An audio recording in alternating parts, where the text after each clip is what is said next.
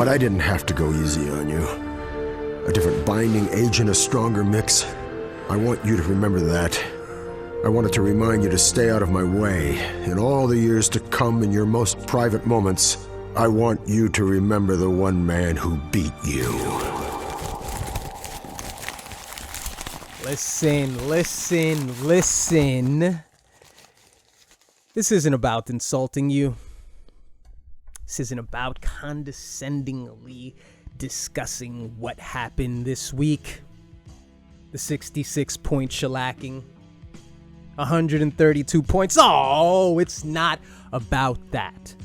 I'd like to open up this show by giving you some advice. And by now, we all know who the you is. We don't have to say his name. We don't have to acknowledge him, do we? The advice that I want to give you is this. See, over the weeks, I've told you what I think you should do, and that's pretty much what I do here. I try to act as a consultant to all of your teams, regardless of my record or my situation. What I think you should do is this. I think you should drop Odell Beckham Jr. Why is he on your team? Odell Beckham Jr. in weeks 1 and 2 got 2 catches in week 1, 3 catches in week 2, 5 points total.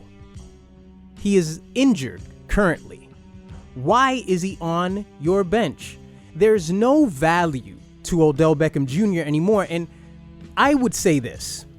The years of names being a thing in trades, I think that's died out over the years.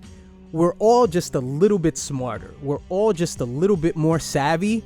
And offering somebody a name like Odell Beckham Jr. just doesn't, it's just something that you would do to pad a trade. And I don't mean you specifically. I mean just people in general.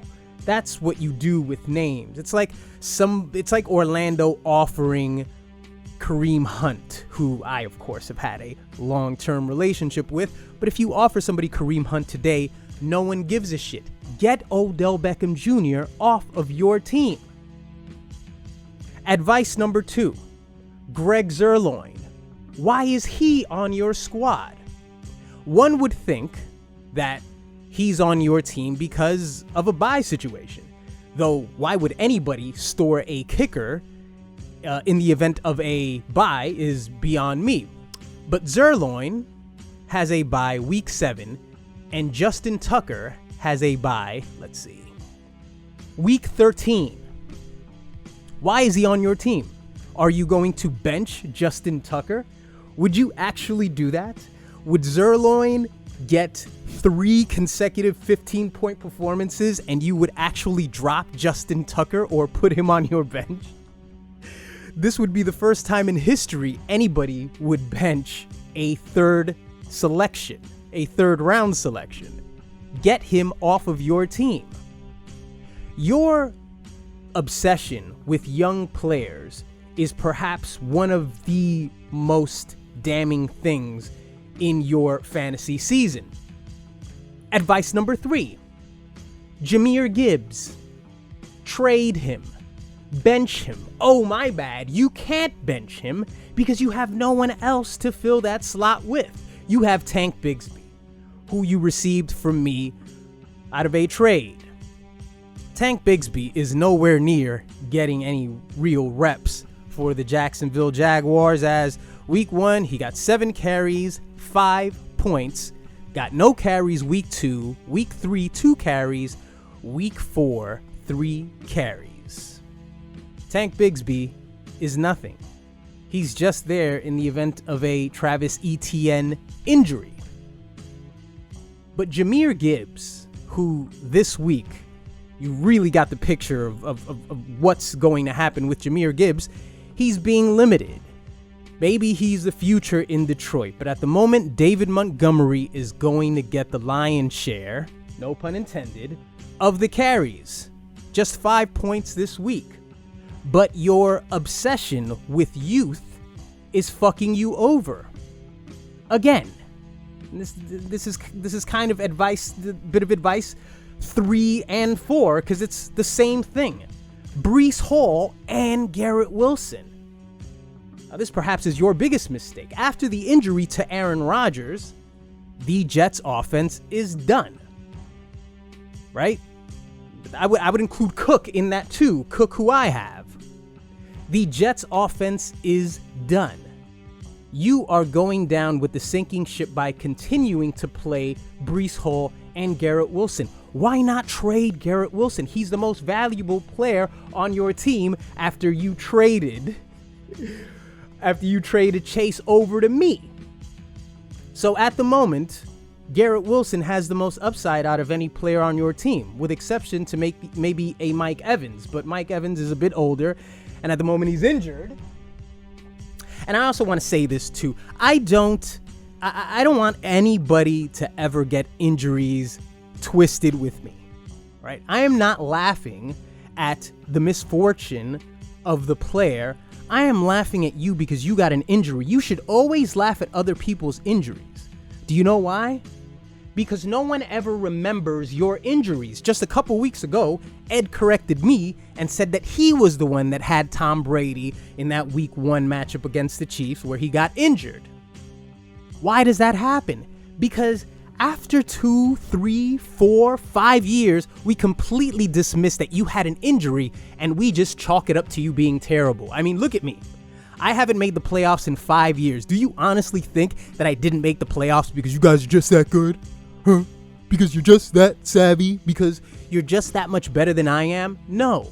Everybody gets a chance to get into the playoffs. It's sort of just like, everybody gets their turn, unless you're like Hensel or Joe, where, you leave open slots and you lose a lot of games, you're not very likely to make the playoffs. But along with injuries, then you're totally fucked. No one remembers that I had an injury I think I had 2 injuries with Christian McCaffrey when I selected him. I think I've had 2 failed seasons with him. Obviously last year, Jonathan Taylor, and some other key injuries that I've forgotten. I laugh at your injuries because you'll forget mine. So why should I give a shit that Mike Evans got injured? Why? Because I traded him to you? I don't laugh because, I escaped an injury. I laugh because if this year I fail, in 2029, everyone will say that I didn't make the playoffs because I'm just not good enough. And Austin Eckler's been gone for about 3 weeks, and now he's got a bye. So injuries have fucked me over, and it's made me jaded. So I come out of the other side of that just telling you to go fuck yourself whenever you get an injury. So I don't give a fuck that Mike Evans is injured. You deal with it. It's your problem. Sam Laporta is one of the only bright spots of your team, right? Sam Laporta, he's ranked 3rd at the moment, right? Yay, Sam Laporta. You've got nothing on your team, sir. You have nothing on your team. You have the Buccaneers defense who's on a bye. I'm assuming you're keeping them for future matchups. Fine, do that. But this is the advice that I have to you. Do something with Garrett Wilson. And why should you do something with Garrett Wilson? This is the main reason why you should do something with him. Number 1, as I said, he is the most valuable player on your team. That may be debatable between him and Mike Evans. But you rid yourself of this combo that continues to screw your team over with horrible performances by the Jets offense. Zach Wilson is terrible. Right? Maybe he's mediocre by NFL standards, which makes him terrible as a fantasy quarterback. You rid yourself of that combo. You get rid of one of these players. Breece Hall. Dude. Breece Hall, with exception to that one run that he had in the first week against Buffalo, it's been nothing since then. 0 points against Dallas in week 2. 1 point against New England in week 3. And 6 points this week against the Kansas City Chiefs. Acknowledge who? We will not acknowledge you until you actually show up to the league in 2023. You are statistically the worst team. In week 7, I predict that you will have your best chance at a victory. Because in week 7, you'll face Joe. Next week, you'll face Rollo Tomassi. But in week 7, the Jets are on a bye. What's going to happen with Acknowledge Me? We know what's going to happen. We're just not going to spoil it. Oh. This is your week 4 recap. Bundy here, you there. Let's start off with a different score, or rather a different game, since I just finished roasting Ed. Of course, you had Cakewalk Rape winning 128-92 against, I've got a new name for you, Jay. I figured it out. It's taken me 3 weeks, but I finally figured out. Big Papa Poop. You like that? Big Papa Poop. Because that's what you are. You're just a big turd. You're just a big dump. Ewok Rape winning 128-92. 23 points from Jalen Hurts. Listen, let's not even read any of Eric's stats, because the only one that matters is Christian McCaffrey with 41 points. Oh, yes, every time Christian McCaffrey scores a touchdown, even though Hensel's not aware of it, even though Joe's not aware of it, something within their soul must be turning, must be just rotting on the inside because they didn't select him. And I'm not part of that league. I'm not part of the people who were supposed to pick Christian McCaffrey and didn't. I have Austin Eckler, which is the only running back that you could ever select over Christian McCaffrey. Though after this season, maybe it's not the case. I'll grant you that. But come on. 41 points. What is his stat line? What is this? Well, of course, he's the number 1 ranked running back. What did he get? 152 yards in week 1, 116 week 2, 85, then 106. And of course, with the passing yards, Jesus Christ, Isaiah Pacheco, 21 points. Eric didn't make me any offers. I don't know what he's talking about. I think you guys only make offers to gullible people who would accept your shitty trades, but nobody's trading.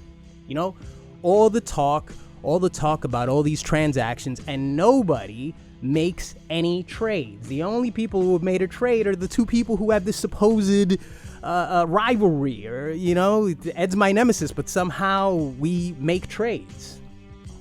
Though to be fair, I think this is what Ed does. I think trolling is Ed's foreplay, and he just wants to work his way up into another trade. So note that for the beginning of the 2024 season when Ed gets the first pick. You know, if he gets any luck for the lottery. Note that when Ed starts trolling, just say, Ed, just make an offer. Just make an offer, because Ed hasn't trolled since he's made that trade. Amari Cooper with just 1 point. And I thought it was interesting that Eric put in Adam Thielen instead of, well, I can't really be surprised that he didn't put in Gabe Davis, because Gabe Davis is he's a shooting star. Of course, he got 12 points this week. And over on the other side, you had Jay, 27 points from Justin Fields. Context: against the Denver Broncos. Broncos, let's ride. Broncos, let's ride.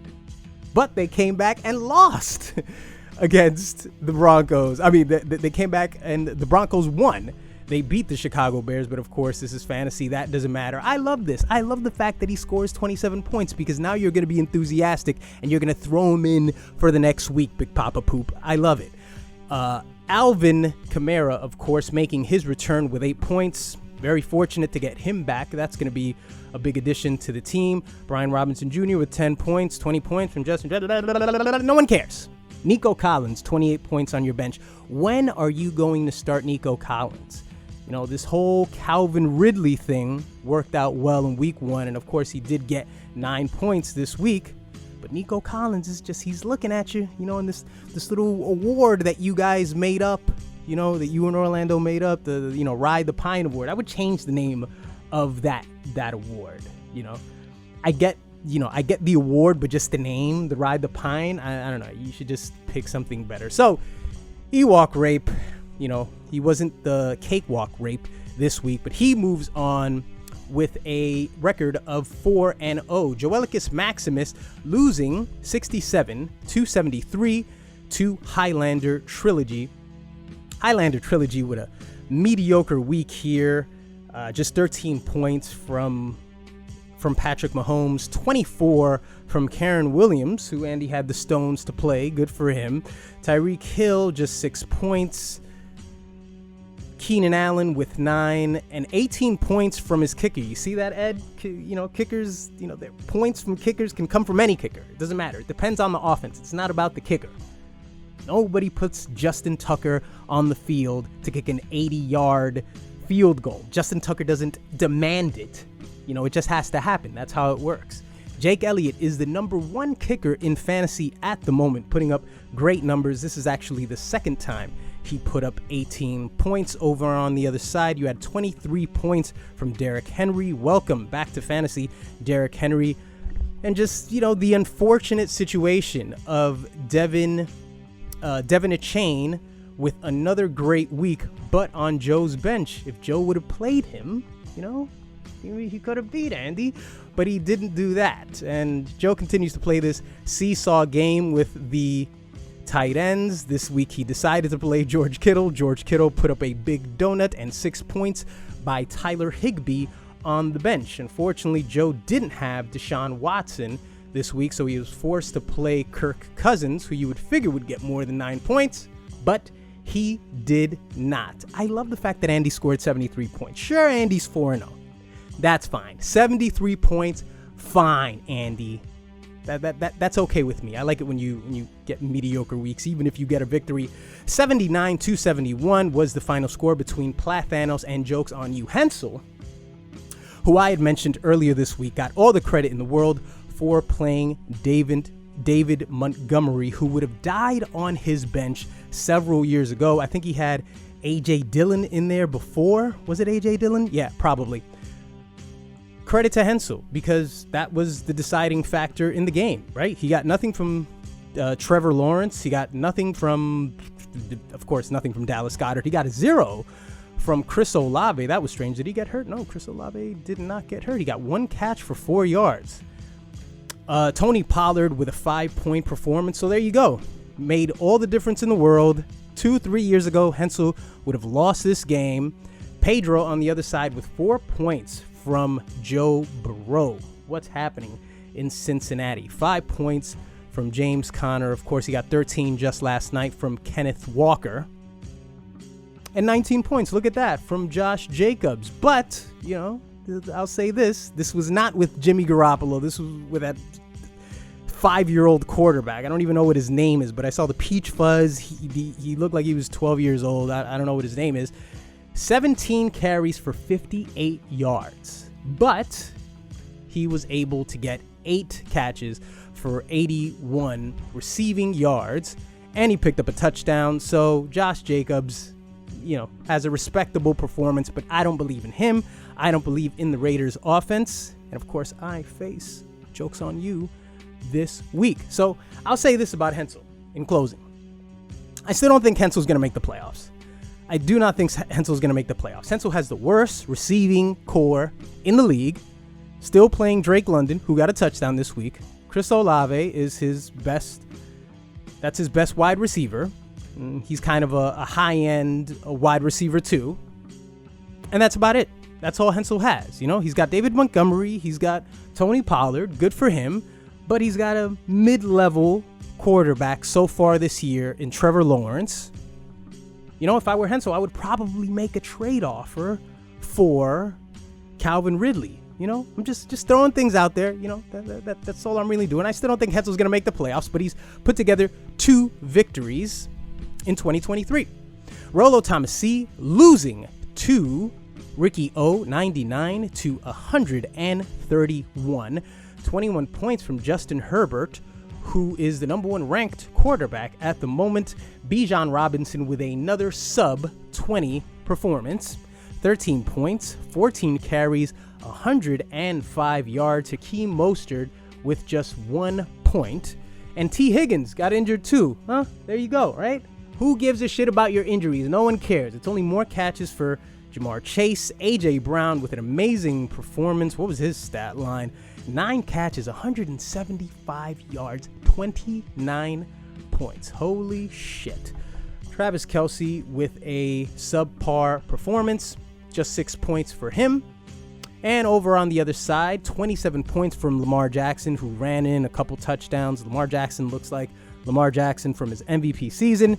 James Cook still having a good season.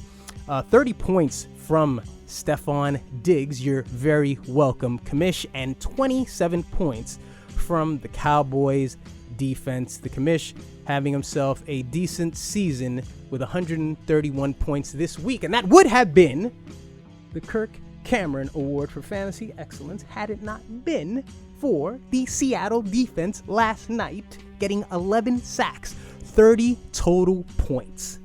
Seems like I got back the points that I lost from previous weeks. That's all I really did here. I didn't really excel. I just kind of just made up for what I didn't get before. Josh Allen with 35 points.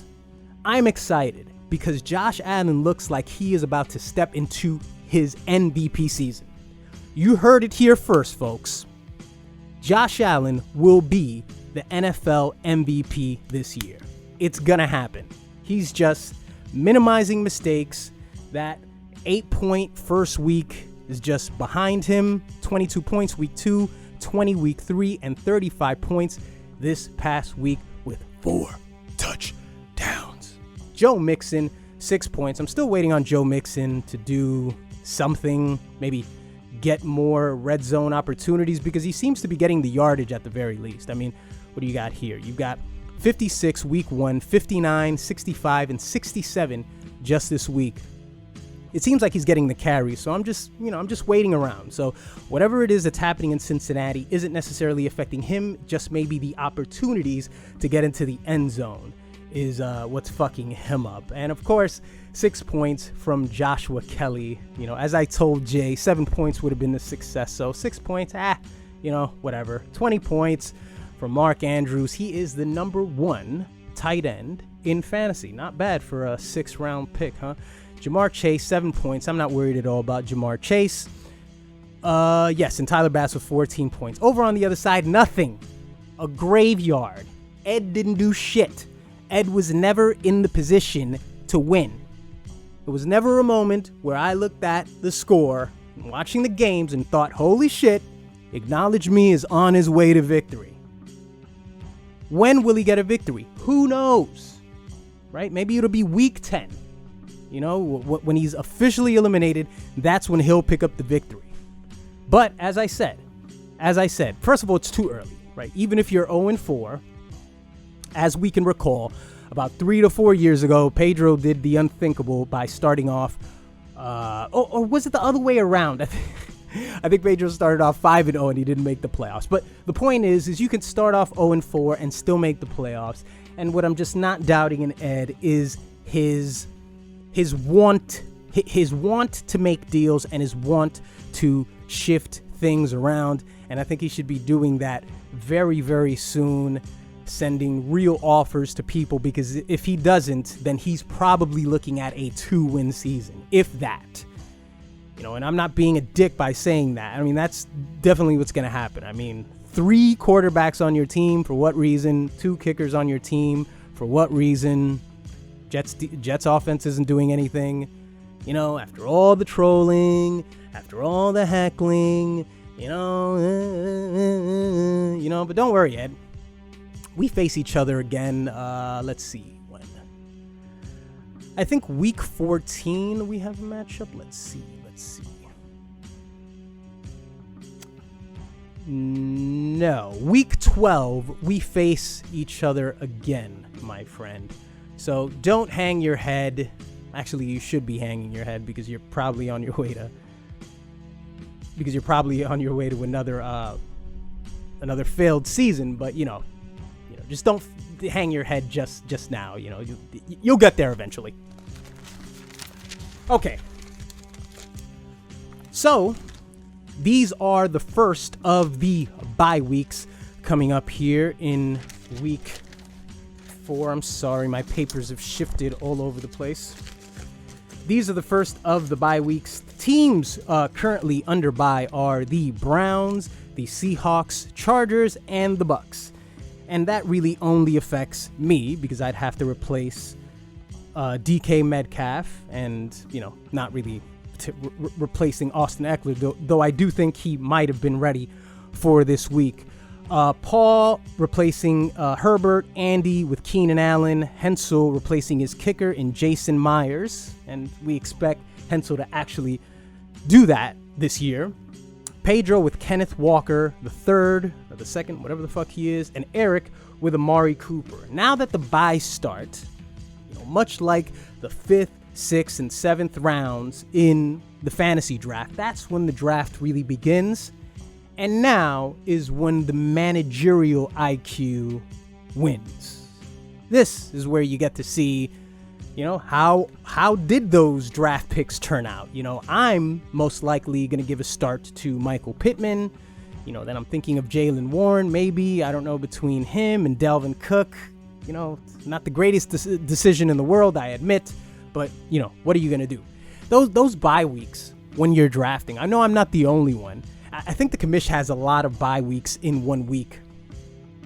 Those bye weeks, you just sort of indulge. I mean, I don't know if anybody ever tries to escape them.